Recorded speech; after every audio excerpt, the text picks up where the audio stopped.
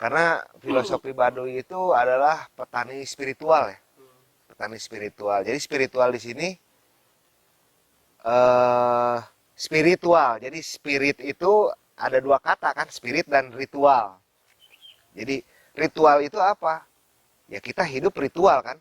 Kita menghirup napas saja kan itu ritual itu kan pekerjaan yang dilakukan berulang-ulang dan berkesinambungan gitu kan.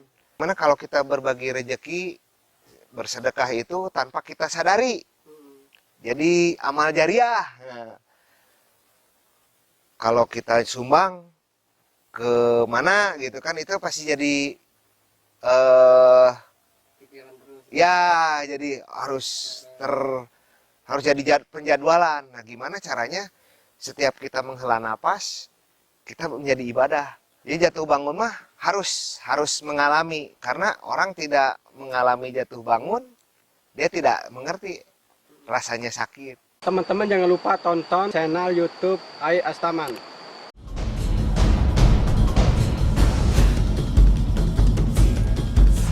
Welcome to Baduy, welcome to pernikahan dari Marsha.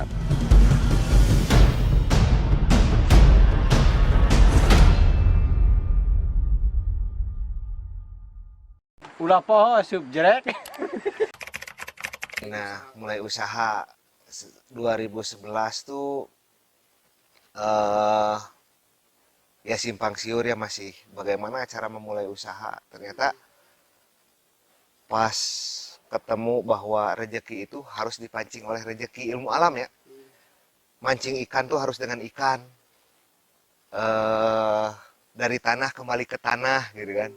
Nah, mengenal konsep teori itu, rejeki ya ku rejeki. Jadi kalau kita mau ingin punya banyak rejeki, ya kita harus banyak membagikan rejeki itu. Ya berbagi, sedekah, zakat. Dari situ, itu mereka-mereka yang mendapatkan rejeki dan kita bagi, otomatis tanpa kita minta pun sudah mendoakan. Dan ya tanpa kita hitung-hitung, kenapa saya rejeki saya terbentuk dengan halus, dengan mulus. Karena apa yang saya dapatkan tidak mencelakakan orang lain, apa yang saya bagikan tidak celaka bagi orang lain. Itu yang namanya jatuh bangun, itu tuh taruh kata proses menuju kuat. Proses menuju kuat tuh kan sebelum kaki mun anak-anak namanya budak gitu lelengkah halu dijali ke tidagor, itu kan menguatkan dirinya untuk beberapa tahun kemudian menghadapi goncangan seperti itu gitu. Jadi jatuh bangun mah harus mengalami, karena orang tidak mengalami jatuh bangun dia tidak mengerti rasanya sakit. Saya mah ya gitu lah, hobinya happy mancing gitu, pemalasan gitu lah. Pas nyoba-nyoba banyak berteman, yang namanya silaturahmi itu sumber rejeki, berarti kita harus banyak pertemanan dari berbagai macam golongan, siapapun tanpa kita pilih-pilih. Nah, dari situ kan ketika kita berteman dengan seperti ini ada goncangan, oh berarti kita harus menguatkan bagaimana kita tetap harus selalu baik. Jadi nanti kita milih-milih, oh ini mah karakternya agak curang, kita indra waspada timbul, waspada. Nah dari seperti itu, ya perjalanan proses akhirnya menjadi ilmu. Saya pikir, ya sudah. Bagaimana kalau kita berbagi rejeki, bersedekah itu tanpa kita sadari, jadi amal jariah. Nah, kalau kita sumbang ke mana gitu kan itu pasti jadi ya jadi harus jadi penjadwalan. Nah, gimana caranya setiap kita menghela napas kita menjadi ibadah. Ah, sudahlah. Saya beli bibit, kita tanam pohon. Dari pohon itu mengeluarkan oksigen. Banyak yang termanfaatkan oleh oksigen itu ya orang-orang makhluk sekitar, dan kita nggak tahu siapa yang itu, pasti semesta merasakannya. Nah itulah mereka berdoa, bertasbih, dan berkah yang saya dapat, berkah bertambah, dan selalu begitu saya tambah, saya harus menambah dong apa yang saya bagikan. Dan itu selalu berulang. Jadi innalillahi teh hanya asal ti Allah balik deui ka Allah, asal ti urang ti taneuh balik deui ka taneuh, asal ti urang balik deui ka urang. Nah, itu cerminan bahwa apa perilaku kita ya banyak memberi, kita juga akan banyak yang diberikan oleh mereka. Setidaknya doa. Tapi mungkin kalau orang-orang pengen kayak Kang Dodi itu ya minimal kalau saya aja berpikir harus maintain dulu kayak misalkan ekonomi Ya, kita. betul. Nah, itu kan pikiran. Itu pikiran. Tapi kalau kita urusan hati, itu kan udah urusan rasa itu. Makanya untuk kan kayak gini. Aduh, boro-boro keur mere batur. Urang ge bereaneun gitu kan. Nah, itu tuh pikiran-pikiran kerdil. Setidaknya kan kalaupun kita lagi hidup susah, kita harus melihat, oh orang lain banyak yang lebih susah ya, lebih susah dari kita. Kenapa kita tidak, setidaknya kita membantu mereka yang lebih susah. Nah dari situ kan mulai membuat fondasi seolah-olah gitu kan. Semakin terasa manfaat apa bersedekah kita. Bagaimana nih, kan sedekah itu harus ikhlas. Nah saya walaupun sudah seperti ini, tetap rasa manusiawi ada, ridhonya, tentunya, ridho lah gitu. Nah, ketika ada perasaan gak ikhlas, sedekah itu kan putus, jadinya bukan sedekah jadinya. Dan rezekinya pun belum tentu kembali gitu kan. Nah makanya untuk belajar ikhlas itu, udah kita tanam pohon, udah ikhlasin. Entah siapa yang termanfaatkan, buah-buah orang Amerika mungkin termanfaatkan. Ya dah. Ya akhirnya dari situlah energi alam ya, energi alam dari rezeki yang saya keluarkan. Dan sampai akhirnya saya bisa menghitung, bisa merasakan apa yang saya keluarkan. Ini ada kepercayaan diri, ini bisa kita ambil di kemudian hari, bahwa rezeki itu berkali lipat. Dan akhirnya memang tahu-tahu kita diam, ada apa? Ada yang ngasih proyek gitu kan. Ngasih proyek, aduh. Tapi kita nggak kepikiran bahwa saya akan dikasih proyek itu. Gitu. Jadi jangan bilang untung rugi lah. Kalau kita bicara untung rugi mah, kita sudah sangat beruntung menghirup napas gratis saja itu istilahnya. Jangan kita bicara, aduh keluar uang segitu rugi gitu. Tapi kan kita hidup sehat aja, berapa uang orang ingin sehat gitu dah. Sudah kita belajar ikhlas di situ ya. Mensyukuri jadinya. Yang penting kita sehat. Ketika kita lagi jatuh, yang penting kita sehat.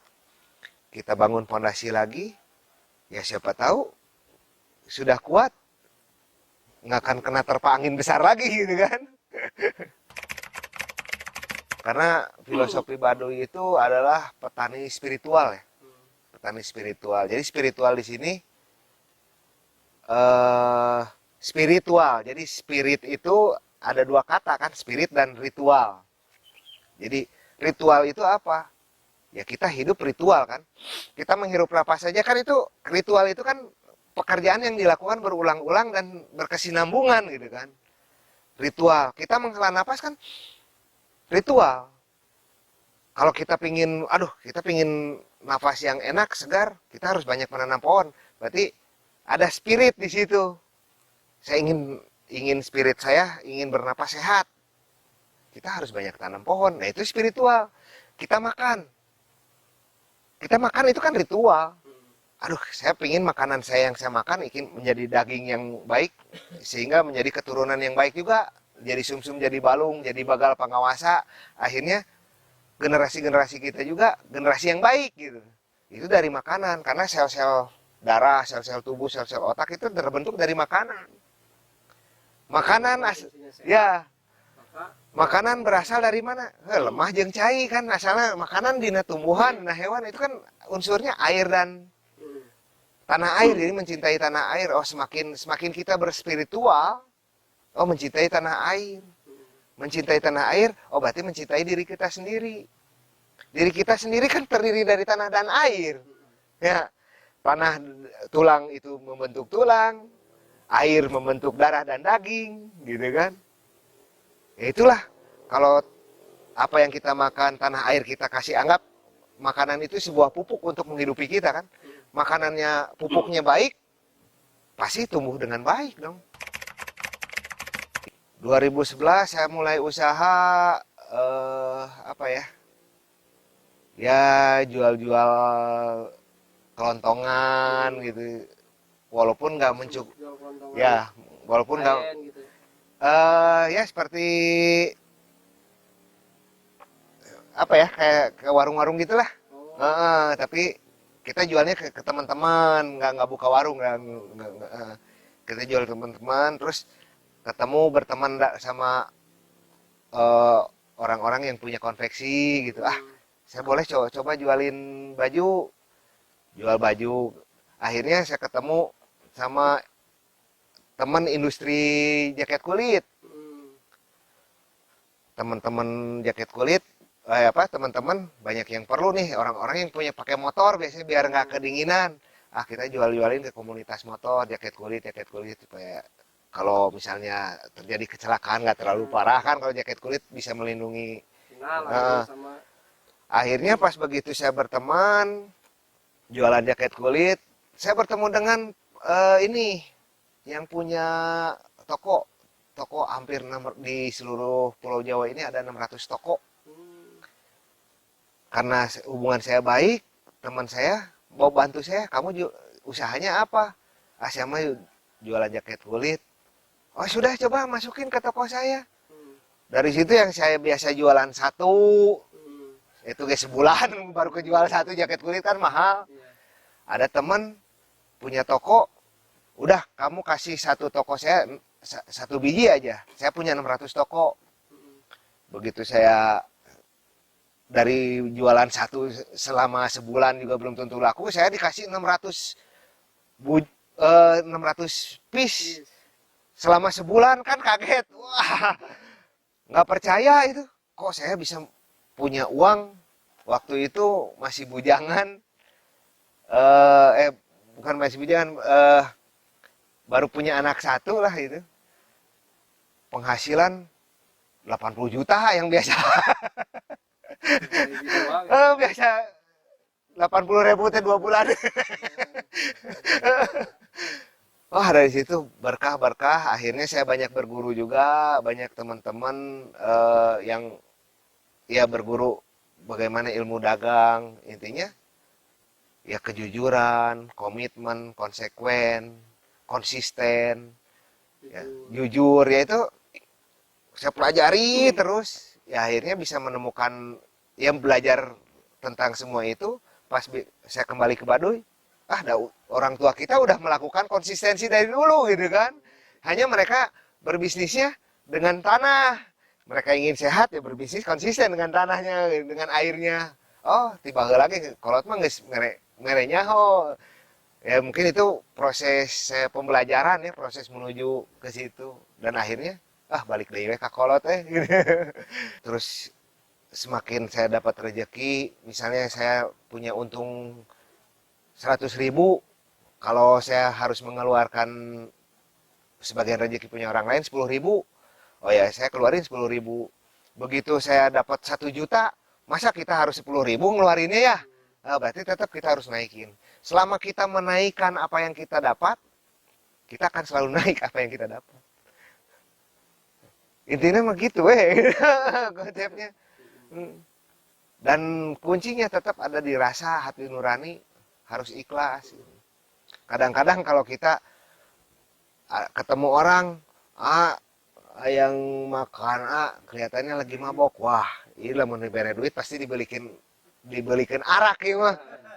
Tapi dah baiklah, lai urang mah manehanana da menta dahar. Nggak saya bere urusan manehana meuli arak mah lain urusan urang. Gitu. Penting mah orang ngabagi lah gitu. Konsisten, jujur, komitmen. Saya banyak belajar sama orang-orang Chinese. Hmm. Orang-orang Chinese kan memang mereka jago usaha. Nah, saya banyak belajar di situ karena saya dianggap apa namanya? Teman sahabat bagi mereka. Saya banyak belajar juga dengan mereka. Ya, mereka juga tidak segan-segan membagi ilmunya gitu. Akhirnya memperkenalkan juga pertemanan ke teman-teman dia nih, ini jaket kulit. Nah, dari situ mulai. Mulai. Nah, terus mengembangkan. Aduh, ada teman misalnya jadi kita bertemu teman, usahanya apa? Misalnya nggak sebidang dengan kita. Jadi saya ingin, ya kita ini cari usaha yang bidang seperti itu. Siapa tahu bisa ini saya ada rezeki di situ. Jadi setiap pertemanan saya harus bisa membagi rezeki, harus apa juga ya untuk menerima rezeki mah kersaning Gusti lah gitu ya. Yang penting kita banyak berdiskusi. Sampai ada teman saya orang Chinese mualaf, ayo saya ajarin cara berternak ayam. Begini caranya, ini pakan harus begini, jangan sampai pernah beli pakan. Ini konsep Baduy saya petakan sama dia, dan sekarang berhasil. Dan akhirnya saya dapat rezeki. Saya setiap bulan ada kiriman ayam istilahnya kan. Oh, ini dia rasa bersyukur teman saya itu, rasa terima kasih atau enggak dia bersedekah untuk saya supaya saya tidak membeli ayam kemana-mana, misalnya tidak untuk menyimpan uang lah istilahnya, jangan beli ayam mah udah dari saya. Jadi tiap hari saya dapat kalau itu dia sekali kirim 20 ekor, ya udah dipotong bersih, ya kita masak gitu. Jadi ya itulah apa yang kita kasih ternyata itu balik lagi ke kita. Dan dia berhasil. Dia ingin mengembangkan industri ayam kampung yang besar. Kalau karyawan, saya karyawan nggak banyak. Karyawan sih nggak banyak, paling saya total karyawan 20 orang. Ya, Ya, pom banyak. Belum yang di Baduy ya. Kalau yang di Baduy nggak kolot. Ya, jadi saya memperlakukan mereka juga. Dulu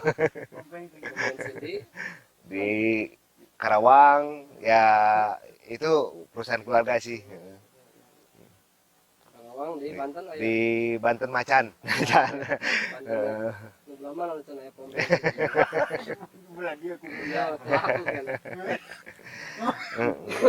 Ya, saya kayaknya banyak bergaul segala macam, saya banyak hobi, bertemu dengan orang-orang musik, kita nyambung di dunia musik. Apapun ibaratnya ya berteman mah sama siapa aja. Betul. Dan saya selalu menjadikan teman itu sebagai sumber ilmu. Ya setidaknya kalau misalnya kan kita banyak orang-orang berpikir kalau pingin sukses belajar sama yang sukses. Itu kan pikiran. Padahal belum tentu. Justru kita mau sukses belajar sama orang yang gagal istilahnya. Itu juga ilmu yang paling baik sebetulnya. Jadi ilmu yang kita petik dari orang gagal itu, kalau kita belajar ke orang sukses, bagaimana cara sukses? Jujur pasti Sama. ya begitulah, ya, umum gitu. Tapi pas begitu, loh orang gagal kok dipelajari? Ngapain belajar sama orang gagal? Ayo kita belajar sama orang gagal. Kamu kenapa bisa gagal? Kamu kenapa bisa jatuh? Urang mah baheula beuki ka awewe, bae aku pamajikan nu ngora. Berarti jadi dalam usaha itu ulah nurutan sieun bisa dijungkir gitu kan. Baheula urang beak poya-poya atau main slot, beak ku judi. Ya, dia gagal karena banyak seperti itu. Ya berarti kan justru ilmu yang supaya kita tidak mengalami seperti itu, kita jangan melakukan hal yang seperti itu. Berarti kan orang gagal juga banyak ilmunya gitu ta. Pelajaran itu bisa dapatkan dari mana aja. Ya, betul. Bahkan dari orang Baduy kita nggak pernah tahu. Ya. Terus banyak belajar dari orang Baduy. Ya. banyak Ya. filosofi Oh ya, itu filosofi spiritual, jadinya spiritual masalah kehidupan. kehidupan. Tapi Dan itu nggak ada rumusnya. tidak tercatat Ya. gitu. Dan itu akan membentuk oleh hati nurani sendiri. Jadi makanya orang Baduy lamun sering-sering ke Baduy makin cinta ke Baduy. Betul, betul. Gitu. Tapi sedangkan orang Baduyna kadang-kadang tuh apal, Ya. teu nyaho Ya. bahwa itu mainnya teh Ya. memberikan pelajaran. Ya, Itu tuh kan. betul, betul. Sama saya tuh gitu. Seperti begini, kayak ikat atau enggak gelang. Orang Baduy ieu naon? Eta mah jampe ti kolot supaya orang selamat. Ini falsafah teknologi keren ini. Jampe ti kolot supaya orang selamat. Ya kan kalau kita pelajari apa jampena. Nah, oh ternyata ini sebuah ilmu. Ini kan gelang putih dan disimpan di tangan. Tangan ini kan untuk bekerja. Lakukanlah pekerjaan yang putih, bersih, tidak kotor, pekerjaan yang tidak kotor. Jangan sampai pekerjaan kita kotor-kotor. Iya nya, kotor. Bukan kotor ledok lain. Kotor itu nya itu nama leungeun ulah dipakai maling jeung cenah. Leungeun ulah dikitu pakai naon puta penta bari jeung beberengos. Nah, oh ternyata lamun orang melakukan pekerjaan bersih masa kita celaka? Terus ini ikat putih. Atau pikiran kita yang harus bersih. Anu ngaranna bodas ulah kotor kan itu nama. Terus ada kotor, kita harus selalu menjaganya agar selalu bersih. Kita bersihin. Aya kotor saeutik pikiran teh ikat atuh ulah ka mana-mana, fokus, konsentrasi. Ini ikat itu pertanda ikat pikiran ulah ka mana-mana, ulah malaweung wae gitu dah. Fokus dengan fondasi kebersihan. Nah, eta. Siap, terima kasih Kang Lodi. Siap, nuhun langsung. Kisah ini bisa bermanfaat juga buat teman-teman yang di luar yang mau juga usaha, terus bisa sama-sama juga memberikan amal jariah lah. Amin. Mudah-mudahan bermanfaat. Nuhun, Amin. sampai Kang. Sampai.